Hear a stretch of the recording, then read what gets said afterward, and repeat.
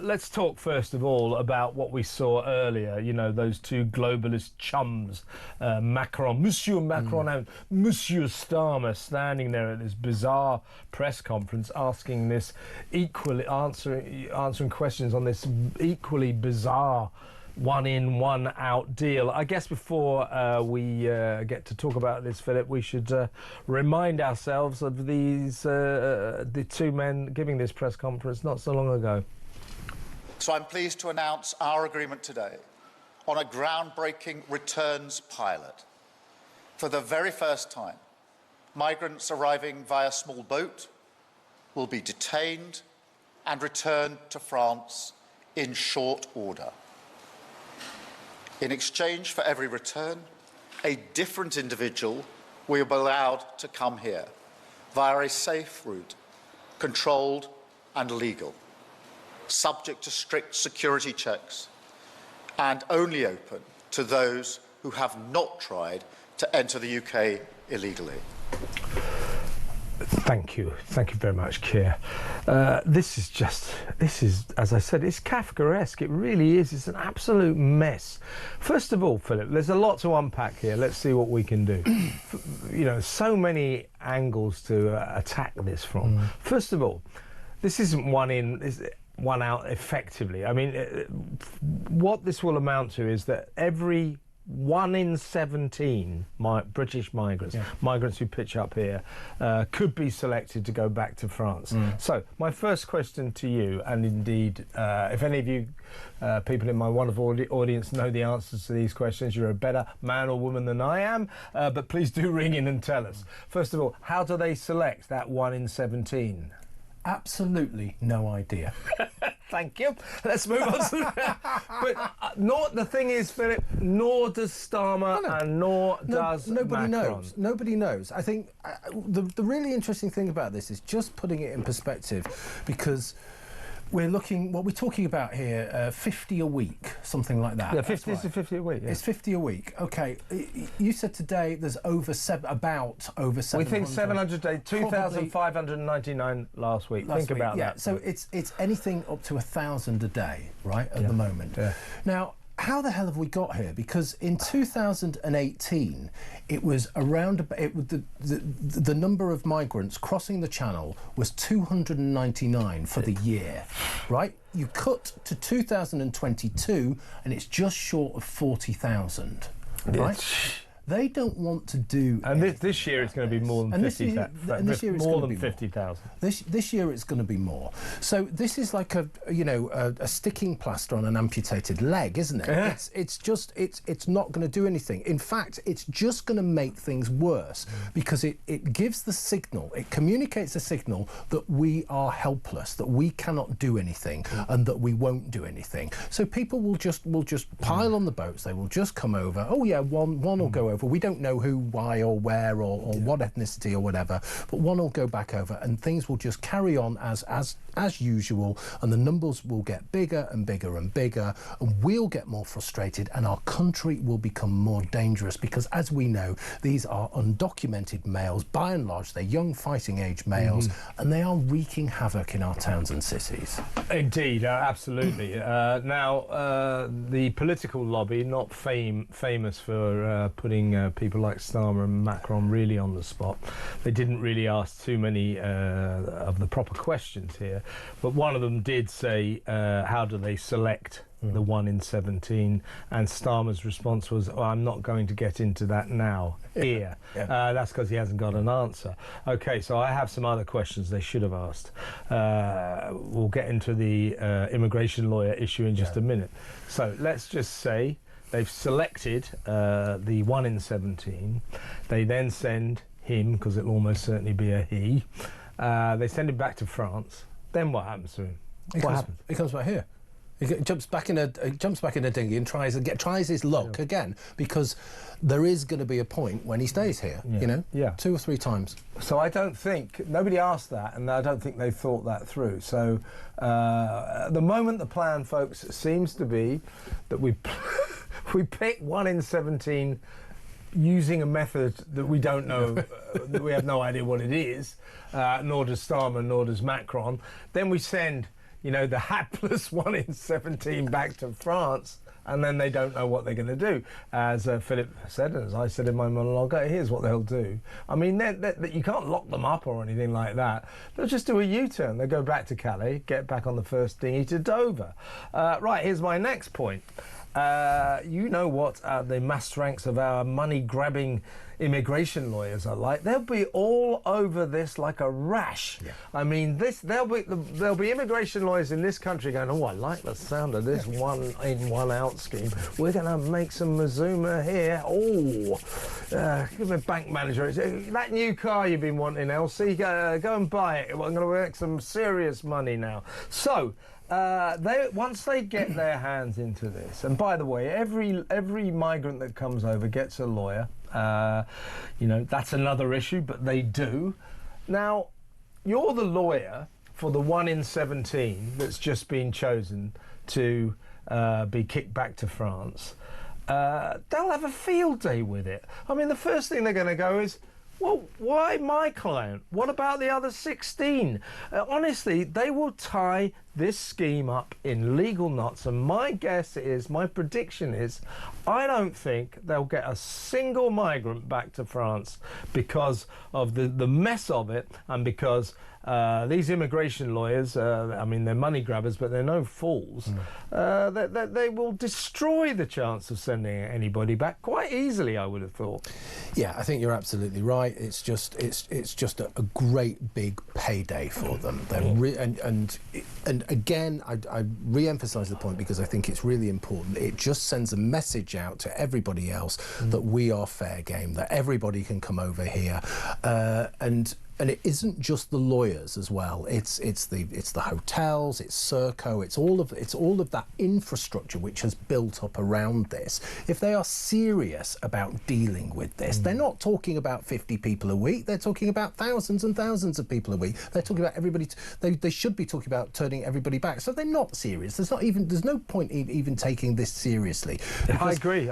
Because if they were serious, then they would have to dismantle this whole massive money-making scheme that's built up around it. And they can't do that, because if they do that, then they have to really speak truth to power, not their power. I'm talking about business power.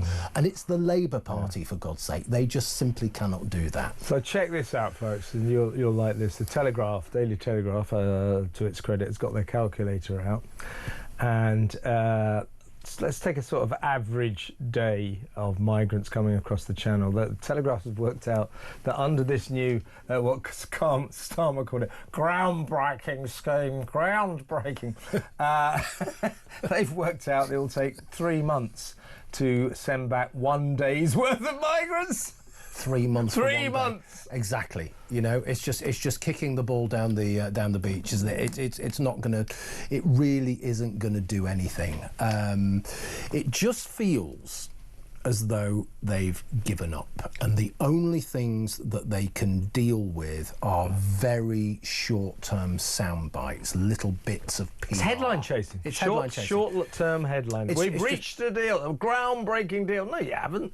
And they're hoping that we'll forget it tomorrow, but we're not forgetting any of it. Okay, we're not forgetting this. We talked about the grooming scandal, the grooming gang scandal last week. We're not forgetting that. None of this stuff goes away. So it tells me that they are just absolutely short-term. They know they're in a terrible mess. They know they've got no future. I would say the Labour Party has got no future, not just this government.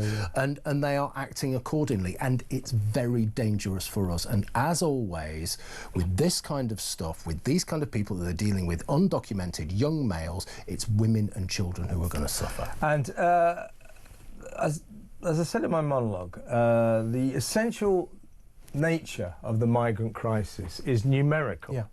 This is a country with 70 million people in it. When I was a kid, there were about 50 million. It is growing. Our population is growing exponentially at a terrifying rate, basically because of our migrant crisis, both legal and illegal.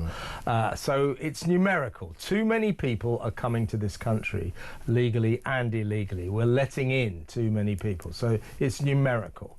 How does one in, one out solve the problem of the numerical migrant crisis? You're asking me some hard questions today. Well, It doesn't solve the question. It's not that difficult. It doesn't solve the problem, and as I say, it's not supposed to. I think the problem is bigger than most people actually think it is, for one very pressing reason. We don't actually know how many people are in the country because there are so many people here illegally. Yeah, right? Exactly. And that is quite a terrifying thought. Now, you juxtapose that, you're talking, God knows what it is, 70, 75, 80 million people. You juxtapose that against one in and one out, and then you see how catastrophic it really is. Yeah, and my final question to you is, whatever happened to smash the gangs? I mean, this nonsense, this bizarre hokey-cokey swap the foreigner game that these two idiots just announced, that inherently means that Keir Starmer is essentially declaring, yeah, well, smash the gammons didn't work, I've got a new plan now. Yeah, let's forget about that. Let's move on. No, that was last week's cheap headline. That was last week's groundbreaking strategy. This is this week's groundbreaking strategy. Don't worry, there'll be another one next week. Yeah, there will be. There will be. And one thing I want to stress to the audience, that trust me, down on the channel today, beautiful weather, channel like a mill pond.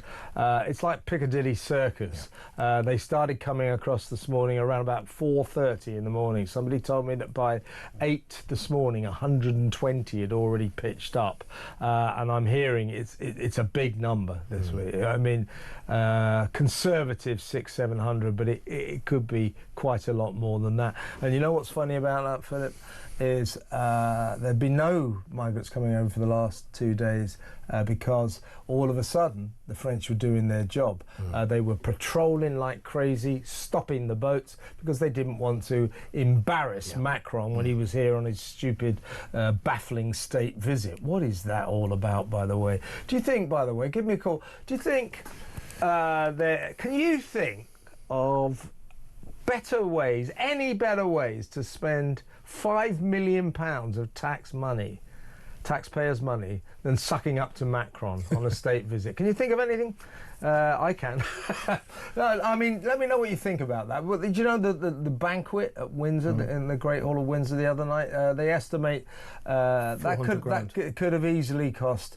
It's a minimum of 120,000, probably about 300,000. Yeah, I heard between 300 and 400. Yeah. And his speech, for the whole of his speech, all he talked about was Brexit. He was like a drunken Ramona on 7 glasses of red wine, banging on about Brexit all the time and how terrible it was. Yeah, let us know what you think. He's done this. He did it again today.